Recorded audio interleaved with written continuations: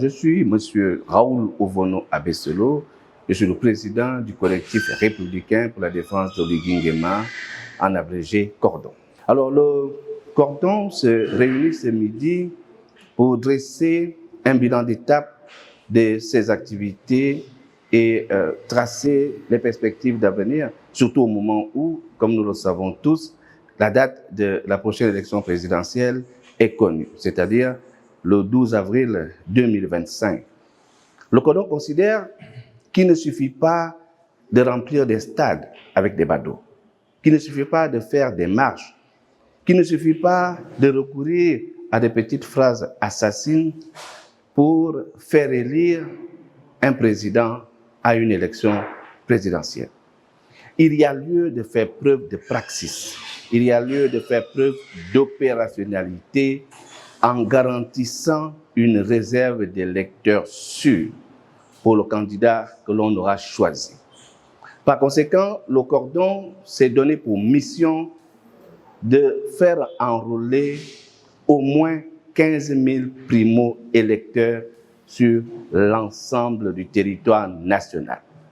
De sorte que notre candidat, qui ne s'est pas encore prononcé, mais dont nous souhaitons vivement la candidature, en l'occurrence Brice Clotaire Oligui Nguema, puisse s'appuyer, compter sur ces 15 000 primo-électeurs afin d'être porté à la tête du pays, marquant ainsi le retour à l'ordre constitutionnel et le triomphe de la démocratie. Donc ce bilan d'étape était important parce que nous rendons compte que nous avons aujourd'hui procédé à près de 10 000 enrôlements.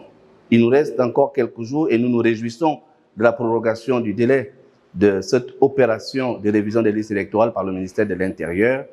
Et nous allons tout mettre en œuvre pour que l'objectif de 15 000 enrôlements de primo-électeurs soit atteint afin que cette réserve électorale, cette réserve d'électeurs puisse être prête à soutenir, à voter pour le candidat qui sera le nôtre le 12 avril 2020. Nous ne faisons pas de la soustraction, mais de l'addition.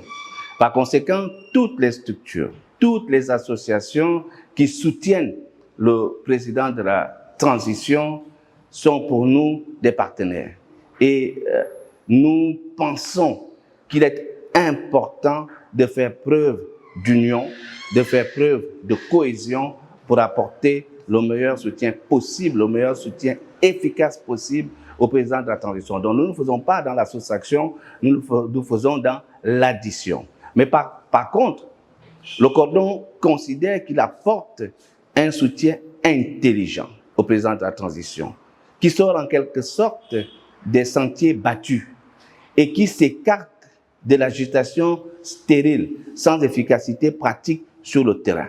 C'est pour cela que notre démarche, qui intègre l'aspect communicationnel et l'aspect terrain, diffère quelque peu de tout ce qui peut se faire, parce que nous l'avons dit, il ne suffit pas de remplir des stades, il ne suffit pas de faire des marches, il faut apporter des électeurs aux candidats qu'on aura choisis. Et nous ne voulons pas faire dans la précipitation en prenant la décision à sa place. Le président de la transition ne s'est pas encore déclaré candidat. Nous allons les convaincre. Nous allons rentrer dans la phase politique, mais avant de s'assurer de leur vote, il faut d'abord s'assurer qu'ils soient inscrits. Donc la première phase consiste d'abord à faire inscrire un maximum de primo-électeurs, s'assurer que ceux qui ne sont pas soient inscrits, et puis une fois cette phase achevée, nous allons nous consacrer et concentrer sur des éléments de langage que nous allons donner, que nous allons mettre à la disposition donc des membres du Cordon pour qu'ils aillent justement vers ces primo-électeurs, vers des autres électeurs pour leur expliquer le bien fondé de nos choix au moment venu.